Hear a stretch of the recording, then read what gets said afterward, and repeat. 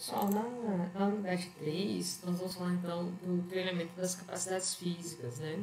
E antes de falar das capacidades físicas, né, cada uma delas especificamente, né, eu preparei uma pequena apresentação para vocês de introdução ao treinamento dessas capacidades físicas, tá? Nós temos aqui, né, nesse esquema, na verdade, 4 capacidades motoras, né, 3 que estão, a gente pode estabelecer uma relação entre elas, e a flexibilidade e coordenação que está ali no centro, né? Então, nós temos a capacidade de força, deixa eu pegar o apontador aqui, nós temos aqui a capacidade de força, a capacidade de endurance, que é o que nós consideramos como resistência, tá? E a capacidade de velocidade. E elas são interrelacionadas porque nós temos a resistência de velocidade, né? Nós temos a resistência de força, que é a relação aqui entre o endurance e a força, e nós ainda temos a força explosiva, né? Que é a relação entre velocidade e força, tá? Então, nós temos bem claro o conceito de que é força, do que é velocidade, do que é endurance, nós ainda temos a relação, né, que seriam capacidades ali, como se fossem capacidades mistas, né, que seria a relação entre duas capacidades, tá? Bom, quando nós consideramos ali um programa de treinamento mais completo, ele deve considerar as 5 capacidades biomotoras. Nós temos força, velocidade e endurance, além da flexibilidade e coordenação. E outros elementos também podem ser considerados, dependendo da demanda da modalidade praticada, né? Então, nós temos habilidades técnicas específicas de cada modalidade, né? O treinamento psicológico, o treinamento tático, nós ainda poderíamos considerar, por exemplo, a agilidade, né? Entre outros aspectos. Mas nós, nessa disciplina, não conseguiremos ver tudo isso. Considerando que o treinamento técnico-tático já é visto dentro de cada uma das disciplinas esportivas, né? Então, você vem o treinamento técnico-tático específico lá, por exemplo, do futebol, da natação, né? E dos outros esportes que vocês têm ao longo do curso.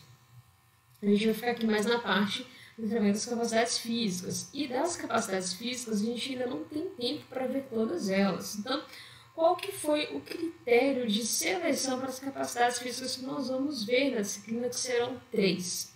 Né? O critério foi o fato de que essas capacidades são aquelas relacionadas à saúde, tá?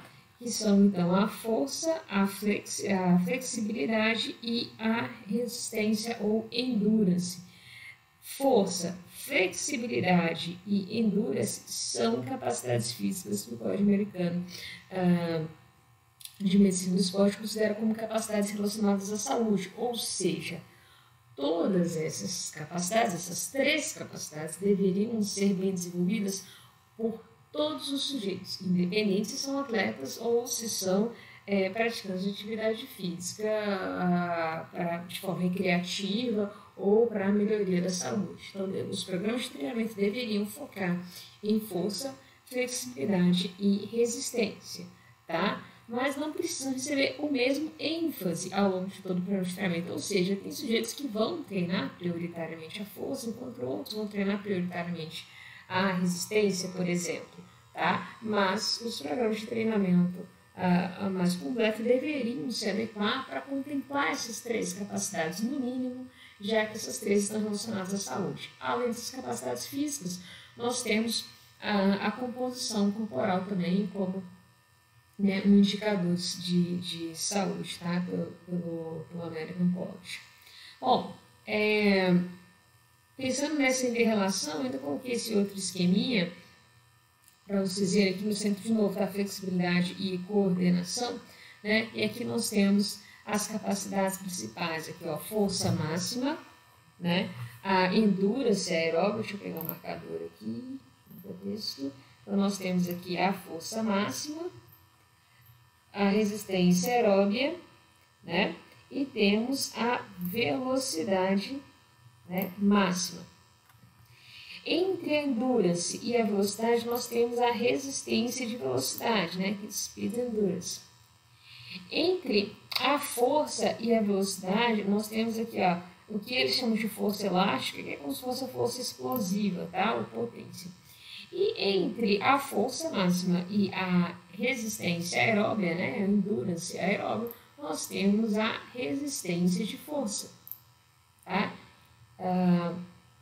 Em várias modalidades esportivas, nós temos as demandas, por exemplo, de força explosiva, né? De resistência de velocidade, de resistência de força, então não são associações pouco importantes, né? São associações bastante importantes, né? Essas demandas, digamos que intermediárias entre força e resistência, que seria, por exemplo, a resistência de força, ou entre resistência e velocidade, né? Que seria resistência de velocidade, e também entre força e velocidade, que seria a força explosiva. Diversos fatores determinam o tipo de treinamento e a quantidade de estresse imposto sobre cada elemento, sobre cada capacidade, né? Então, nós temos, por exemplo, a idade, né, como um fator bastante importante. Por exemplo, a capacidade de endurance, ela é limitada, né, em termos de desenvolvimento em crianças, tá? A força também ela passa a ser mais desenvolvida após o pico ali de puberdade, né, de um pico de maturação. A experiência também é um fator importante, né, para o desenvolvimento dessas capacidades físicas. Obviamente, os objetivos de cada sujeito. Então, a gente deve priorizar aquelas capacidades em função de demanda.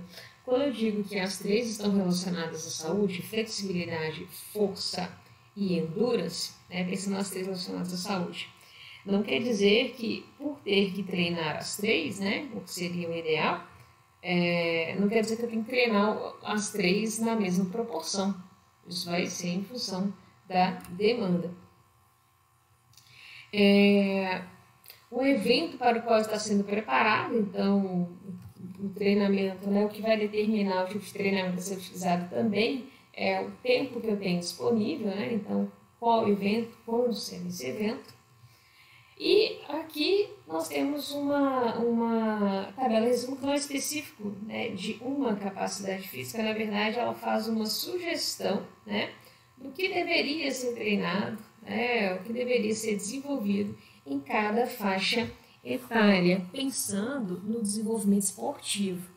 Eu sempre não é pensando na atividade física relacionada à saúde, pensando já no desenvolvimento esportivo, que a gente vai conseguir conduzir as crianças para uma prática esportiva, seja ela de alto nível ou não, né? Então, a sugestão, por exemplo, até os 14 anos, é que seja um treinamento mais divertido, tá? ênfase em competições mais divertidas, corridas aeróbias, exercícios ginásticos, flexibilidade, habilidades básicas. Depois, até os 17, 18 anos, desenvolvimento do treinamento geral, né? Geral e específico, né? Para eventos ou grupos. O treinamento de força, né, treinamento com peso, já deveria ser iniciado.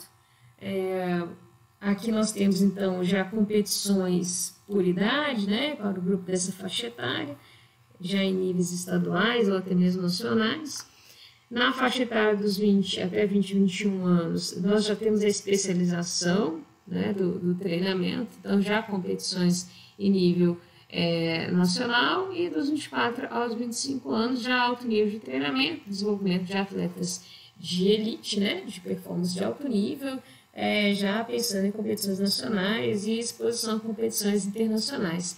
E depois dessa idade onde nós já teríamos, né, o normal, né, dentro do desenvolvimento esportivo, já os atletas de alto nível de rendimento, né, com idade para participar de campeonatos mundiais, Jogos Olímpicos, né, pensando então numa sequência ideal para desenvolvimento esportivo, né? Não que seja aplicado no Brasil, não que seja aplicado nas escolas, mas só para a gente ter uma ideia de uma sequência de desenvolvimento esportivo, tá bom? Bom, eu já comentei com vocês então que as capacidades físicas que serão treinadas Elas serão aquelas relacionadas à saúde, né? Foi o critério adotado, porque nós não temos tempo para ver outras. E a partir de agora, então, nós vamos ver cada uma dessas capacidades separadamente, né? Então, vai ter uma aula sobre endurance, uma aula sobre força e uma aula sobre flexibilidade. Agora, como que eu devo desenvolver adequadamente essas capacidades motoras? Então, o ponto principal, quando a gente vai estudar e tentar trabalhar com essas capacidades físicas, né, ou capacidades motoras, conhecer as adaptações relacionadas ao desempenho de cada capacidade física, as adaptações fisiológicas, biomecânicas, psicológicas. Então a gente vai precisar conhecer, então isso vai ser uma das coisas abordadas nessas aulas, né? Quais são as adaptações mais comuns ao treinamento dessa capacidade física, né? E conhecer as exigências orgânicas promovidas por cada método de treinamento. Né? Então, cada método de treinamento promove qual tipo de demanda que vai levar a qual tipo de adaptação, e essa adaptação é uma adaptação necessária a essa capacidade física. Então, somando essas duas informações, né? Quando eu sei o que cada método promove de adaptação e eu sei o que cada capacidade física demanda também de adaptação, eu consigo adequar o método à capacidade, né? E com isso aí eu vou conseguir desenvolver muito bem o programa de treinamento. E por fim, a gente tem que considerar o indivíduo, né? Então, conhecer a demanda do atleta com relação aos fatores intervenientes no desenvolvimento das capacidades motoras. Então, eu preciso conhecer a condição de saúde dele, o histórico pregresso dele, os objetivos dele com o treinamento dessa modalidade, né? Para então, de fato, estabelecer um desenvolvimento que seja benéfico, que seja produtivo, né? E que seja saudável para o meu aluno, para o meu atleta. Conhecer os princípios do treinamento esportivo, como nós já vimos lá na primeira unidade, para que eu consiga fazer uma manipulação correta do treinamento, das cargas de treinamento, promover uma sequência legal de métodos de treinamento, né, uma variedade adequada dos meios de treinamento, que são os exercícios, para que eu consiga sempre seguir o princípio da sobrecarga progressiva, da variação da sobrecarga, da sequência correta da sobrecarga eficaz e assim por diante. Como eu disse, a partir de agora a gente vai ver cada uma das capacidades físicas separadamente, tá?